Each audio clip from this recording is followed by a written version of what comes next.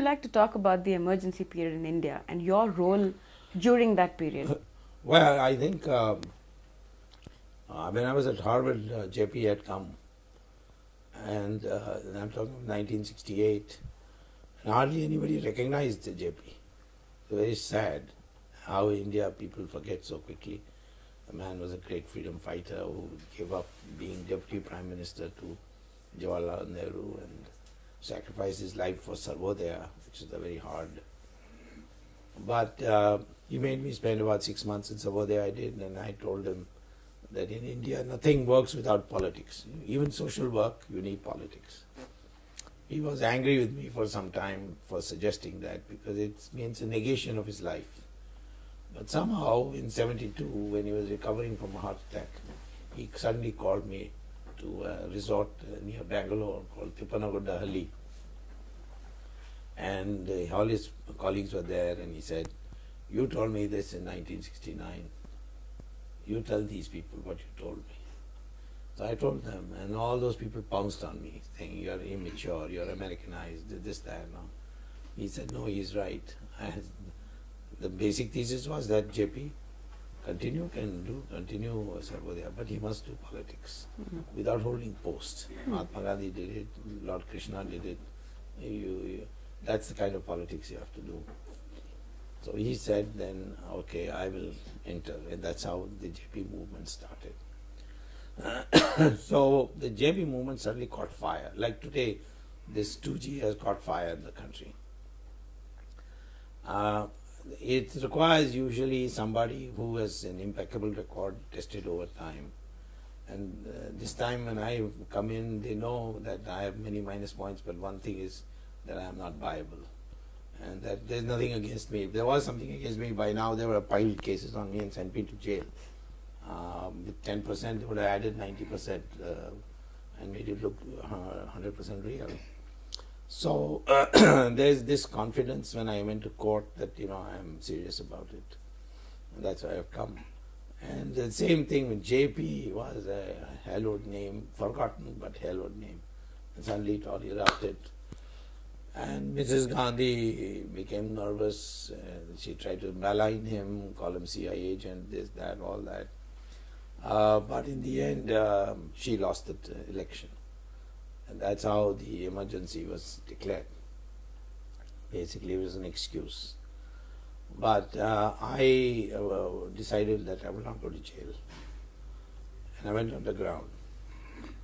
And for 6 months, it was a miserable life, basically, avoiding, you had to rely on people to put you up. You couldn't live in your own house, obviously. But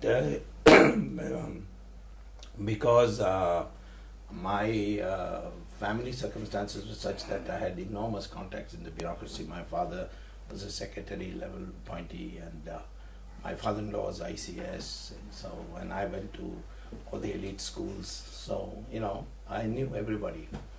And so I was forewarned that something big is coming. So then on the night of June 25th, I was with JP. I had dinner with him.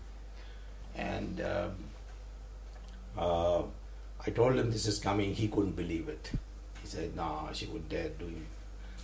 But I went back, and next morning at 4:30, I got an anonymous phone call from the police, basically informing me by an indirect method, asking me whether Dr. Swamy is at home.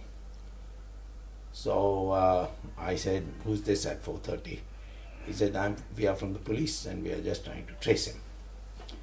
So I knew that it has come. So I disappeared from my house, went underground, 6 months getting adjusted to this life of running around. It was painful, but I did it. I said I was going to live in a dictatorship, so I'm going to fight it. Get caught, this is another matter. Then what happened is that JP had been taken out on parole and he was sent to Chandigarh hospital. So he sent me a message, "Why are you wasting time here? There's press censorship. You go to America." Because he had seen me in action in Harvard, because I arranged his meetings and I was a young professor, and the high respect people held me. So he said, "Go there and propagate." I said, but how would people know here? He said, well, everybody's listening only to BBC and the Voice of America. So you'll automatically get publicity. So that's how I decided to go abroad. Now the question is, nobody was in a position to help me. So I had to plan it my own. So those days, security and all didn't exist. So I went to Madras, went straight to the airport, and I wanted a ticket to Colombo. So I got a ticket at the counter. And those days you could go to Colombo without a passport. And so I flew to Colombo. And then fortunately I had an American Express card. So I bought my ticket to the United States, in London to be exact, on a credit card, and flew out. And that's how the whole Friends of India Society, which I had founded, began. So in the beginning, I had to overcome this feeling that only smugglers and thieves were in jail. And if I had not, and Harvard immediately gave me back my job. So I was of course a visiting professor now, and people believed that. If I had said I'm a member of parliament, people wouldn't have believed it. So I used that platform of Harvard. I went to all the elite places in London, like the Royal Institute of International Affairs, Chatham House, Institute of Strategic Studies. And the British elite was completely swayed because I gave logical arguments. I was a professor, so articulated, instant hit. And this is recorded in B.K. Nehru, who was that time our High Commissioner. He's recorded in his book, Nice Guys Finished Second, Last or something. Nice Guys Finished Second, some book. Natwar Singh was Deputy High Commissioner, Mrs. Gandhi's favorite, and he was trying very hard to make out that I was a criminal. I had criminal charges back home. But this Harvard sort of just completely wiped it out. Then I flew to the United States and campaigned in 23 states. And the overseas Indians, they rose. Then I found that everybody is getting arrested in India. And there's nothing going on. So people began saying that if the emergency is so unpopular, why isn't there no reaction? Like they say now also, it's corruption, so why people don't revolt? Indian people do it very silently. So I had to demonstrate some way that there are people who are still in the mood to revolt. That's how this idea came, that I should return to India, enter parliament, make a minute speech and disappear. 10th of August 1976. Yeah, 1976, yeah. So question is how to do it. By then I had become quite prominent also. So I came up with the idea that I would buy a ticket to Bangkok. Those days you used to have hopping flights. So I bought a ticket from Pan American, which was a hopping flight. And it stopped in New Delhi before going to Bangkok. And so I was a transit passenger in Delhi. So my name doesn't come in the passenger manifest. Okay. So the police have no idea that I'm coming. And then I got off, I went to the transit lounge without any luggage, dressed in kurta pajama. And I had my parliament pass. So I walked the opposite way. There was only one policeman, 3 a.m. in the morning. He looked at me and I showed the pass. He saluted me. So then I went to, I took a taxi and went to a hotel and checked in. Then in a disguised voice I called my wife. I had, as a contingency always, and I still do, keep a Sardaji pagdi with me and a false beard. So I told her to come in the morning for breakfast time to the hotel with these things and a toolbox. So she said she couldn't understand why, because she was thrilled to hear my voice, because it had been almost 8-9 months. So she said she gave me the thing, and I said, you go back home, and I'll come around 7 in the evening, and I will knock on the door and say, because they had posted police outside my house. Oh, God. So I'll knock on the door and say, is your television out of order? And then you say, yes, yes, and let me in. Now you can't believe it, and this is lack of motivation does these things. There were police playing with cards when I came. It was summer. So I entered my compound of my house, not this one. I used to live in Great Kailash, and knocked on the door. And my wife opened. I said, "Aapka television kharab hai." She said, "हाँ, अंदर आइए." So I went, because the toolbox and the Sardaji, it looked like a typical mechanic. So I went and I stayed 5 full days in my house, and imagine the police, they were questioned, what is this lady doing with a television mechanic? Because they used to have shifts, and there was no motivation. So at the end of the 5th day, I sat in a car with my wife. We drove out. The police was taken aback when they saw me, but they didn't know what to do, because they had no instructions. That's one other problem I discovered, that the police they had to have instructions from the SP before they would do anything. So, or the IB, saying that watch out, somebody's come here. So I drove to Parliament. When I entered Parliament, the watch and ward staff normally is required to stop you, but they recognized me. So they're taken aback. They knew that I'm wanted by law. They asked me, have you been let off? So I said, yes, 20-point program. Those days you had to sign 20-point program, you could come out. So he was puzzled. Then he started telephoning. I knew he was going to phone up the SP. But I also knew that the SP won't be in his office. He would be in a Sanjay Gandhi program in Pragati Maidan. So by the time he gets him, I would have about 20 minutes. So I went in, signed the register, walked into the house, and I timed it so well. When things are to go right, they always go right to the last second. I walked in, and just at the time he was speaking the last name of the obituary, the speaker. I got up and said, Mr. Chairman, on a point of order.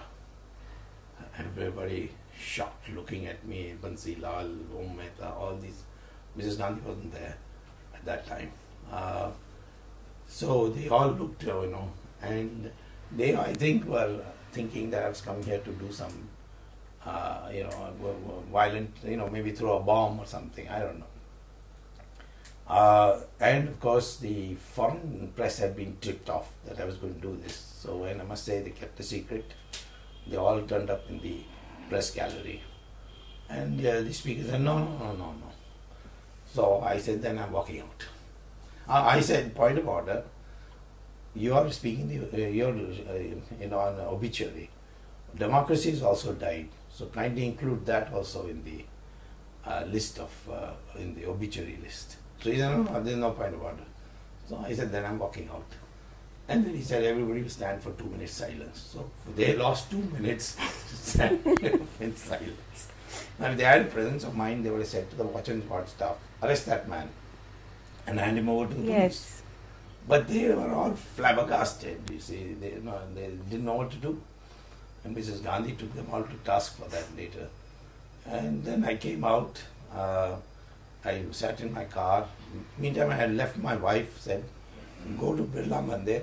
I will come. If I've escaped, I'll come and leave the car there. And they put the key under the mat, the floor, and you take the car home. I went there. I changed into Gandhi topi and in a short pants and shirt and so on. I looked like a youth Congress thug, Sanjay Gandhi's thugs. And those guys were really the law. And I went to railway station. By then the police had come, but they were looking for somebody in pajama kurta. And in fact, I stopped one policeman and authoritatively said, where is this train going to Agra, Mathura? So he told me, oh, I'll take you. And he took me and put me on the... He quite nervous, that's all. And then I took by train. I went to Agra, Mathura. There, I had seen the train schedule. The GT was going to come, and I took the GT to Nagpur. And from Nagpur, I changed train, went to Bombay. And Bombay, the RSS, which was organizing the underground, told me that this is a wild idea that you are doing. We don't want to get involved till you do it. Then we'll take care of it. Support you. Then we'll take care of it. So from Bombay, they took care of me. By then, the whole hell had broken loose. They threw me out of Parliament. They cooked up some charge that, I had not really come, that I had sent a dummy, all that. And then they expelled me from Parliament. And then, but then there was such a manhunt for me that everyone connected with me was put to trouble. So the RSS began to feel the heat, and they were worried that if I was arrested, what would happen to me. So they suggested I go back out again. Now question is how to go back, because I had become more prominent. So the only way I could do it is go to Nepal. But Nepal, crossing the border is dangerous. So I asked them to check from the Nepal king, who was my student at Harvard, King Birendra, whether he put me on a cargo hold of the plane and take me out. My goodness. They went and consulted him. He said, Swamy is my great teacher. I'll do anything for him, but I can't do this. Because she finds out, she will invade Nepal. And she hates him, I know it. And tell him not to get arrested, because God knows what will happen to him in jail. So he said, somehow make him come here, then I'll take care of him. So ultimately I decided to cross the border. But luck would have it, Mrs. Gandhi was addressing the AICC in Guwahati. So everybody there was there, all the police. I went in exactly 5 minutes before 9 p.m. when the gates closed between India and Nepal. I was in Nepali clothes, I just walked through. Nobody paid attention. There, of course, the king's people were there, and they picked me up and took me to, by flight, they took me to Kathmandu, and then the king sent me to Bangkok, from where I got a commercial flight to the United States.